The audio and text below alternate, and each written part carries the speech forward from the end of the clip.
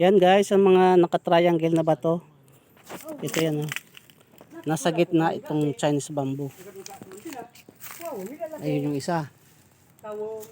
Pangalawa.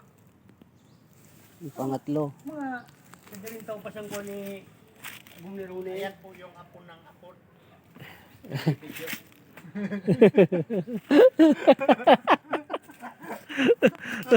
Loko kay Roy ito ah.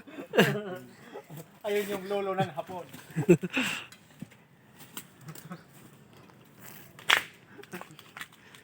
Ayan, Chinese bamboo, naka-triangle na bato. Ayan oh.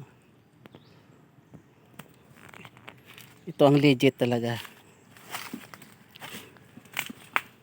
Ayan, at may test dig na nga kami dito.